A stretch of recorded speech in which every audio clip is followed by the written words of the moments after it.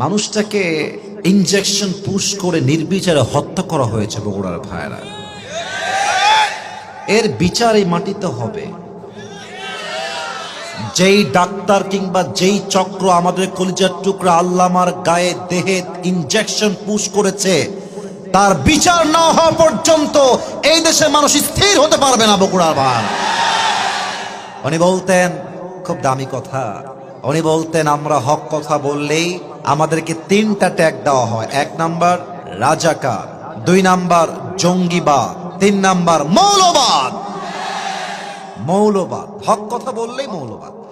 তো উনি মৌলবাদকে খুব সুন্দর একটা ব্যাখ্যা করেছেন যে মৌলবাদ এই শব্দ এসেছে মূল থেকে। মূল মানে কি? মূল মানে হচ্ছে কোরআন, মূল মানে হলো হাদিস, মূল মানে হচ্ছে আল্লাহ তাআলা, মূল মানে হচ্ছে হিজ লাস্ট মেসেঞ্জার মুহাম্মদ সাল্লাল্লাহু আলাইহি ওয়াসাল্লাম। তো তোমরা যারা আমাদেরকে মৌলবাদী বলে গালি দাও, আমরা হলাম মূলবাদী, তোমরা হলো সব আগাবাদী। এবার বগুড়ার দুপচাচি আর ভাইয়ের আওয়াজ দিয়ে দিল থেকে বলবেন একটা কথা বাঘের মতো, গাছের আগায় শক্তি বেশি হয় না গোড়ায় শক্তি বেশি হয়? গোড়ায় শক্তি বেশি হয়। উনি বলতেন গাছের আগায় থাকো, চুপচাপ বসে থাকো, মারামারি বেশি কইরো না, জুলুমের রাজনীতি কইরো না, আলেমদেরকে ধরে জেলখানায় বন্দী করো না। যদি বেশি বাড়াবাড়ি করো 16 কোটি মানুষ গাছের গোড়ায় একটা ঝাঁকুনি দিবে, মামুর বাড়ি দিল্লি গিয়ে তোমরা পড়বা, দিল্লি গিয়ে তারা পড়েছে। ওনার প্রত্যেকটা কথা আজকে বাংলার মাটিতে বাস্তবে রূপ নিয়েছে। উনি বলেছিলেন গাড়ির চাকা অলওয়েজ উপরের দিকে থাকে না। আরে বেটা, গাড়ির চাকা ঘোরে বলেই তো গাড়ি চলে।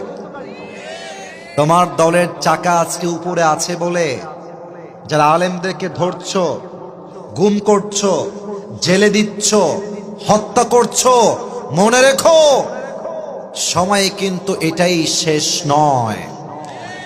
এমন একটা সময় আসবে তোমরা ইন্দুরের গর্ত পালাবার জন্য কোথাও। তার প্রমাণ সালমান এফ রহমান দরবেশ বাবা। ইউটিউবে সার্চ করবেন, দেখবেন তাকে আদালতে ওঠানো হচ্ছে, তার পক্ষে একটা আইনজীবী লড়বে। এত টাকার মালিক একটা আইনজীবী তার পক্ষে খুঁজে পাওয়া যাচ্ছে না। কি প্রমাণ পেয়েছেন এখানে? জালিমের পতন যখন সুনিশ্চিত হয়ে যায়, জালিম তখন ইন্দুরে গর্ত পায় না পালাবার জন্য। বগুড়ার ভাইরা, অতএব আগামীতে নির্বাচন হবে, আমি